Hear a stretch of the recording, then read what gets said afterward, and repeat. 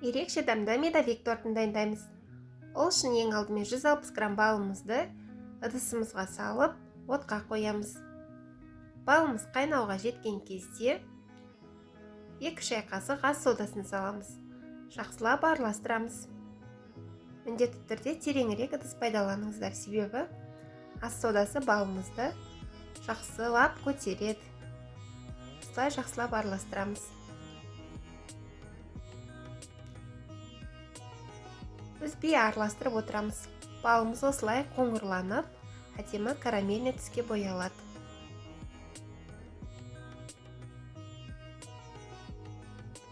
«180 грамм сары майымызды салып, жақсылап араластырып, ерітеміз. Астын өшіріп қоямыз. Бөлек ыдысқа 6 жұмыртқамызды салып, миксерлейміз.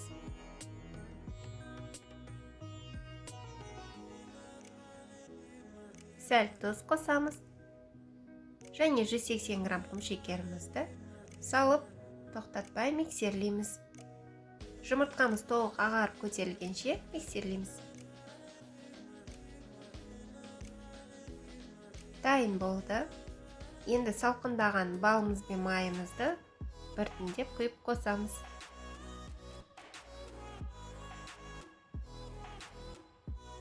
«380 грамм ұнымызды електен өткізіп, 2-3 бөліп қосамыз. Осылай лопаткамен жақсылап араластырамыз.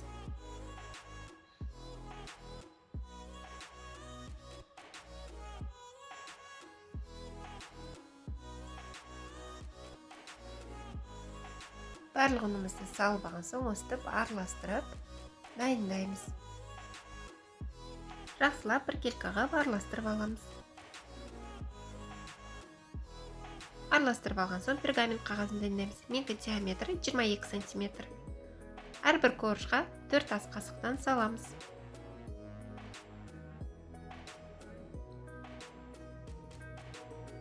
Менің бұл пергамент қағазым алдында выкупай тортына пайдаланған пергамент қағазы, қырып тазалап, қайтадан пайдаланып жатырмын. Противеньға қойып, бір келкі қылып жайып шығамыз.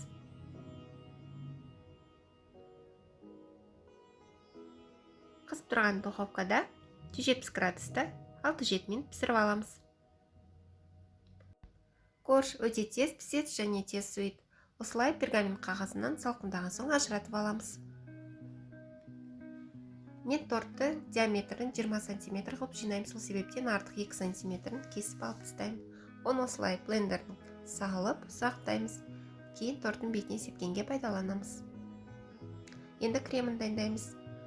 400 грамм кілегейге 300 грамм сливки қосамыз, 33%, және 2 ас қасық бал қосамыз. 100 грамм сахарная пудра қосамыз. Бәрін жақсылап миксерлейміз. Толық аппақ болып көтерілгенше миксерлейміз. Кондитерлік қалтаға салып, кішкене осылай жағып, коржымыз сырғып кетпес үшін түбіне жағып, және осылай бәрін салып жинаймыз. Кондитерлік қалташа болмаса, қасықпен алып салып жаға берсеңіздер болады. Осылай бір келкі қылып жайып алған соң, келесі корждарымызды бәрін солай жинаймыз.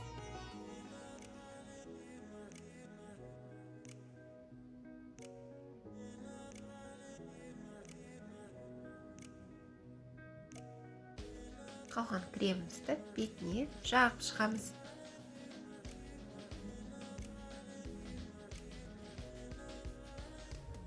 Мен ұсынған көлемде пісіретін болсаңыздар, кремдеріңіз артылмайды. Шештерін түзеп алған соң, осылай бетінде бір тегіс қылып түзейміз. Беті идеальны болу шарт емес, себебі біз бұның бетіне корждың қалған ұсақтарын себетін боламыз. Осылай майонездің қақпағын пайдалансаңыздар болады. Ұсақтарын осылай бір тегіс қылып сеуіп шығамыз.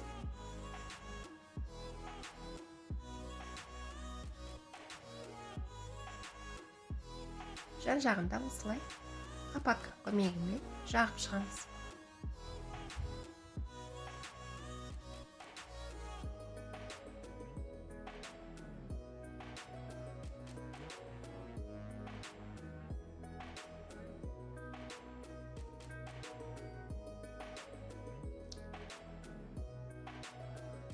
артылғанын осылай ақырын түсіріп алып тастаймыз.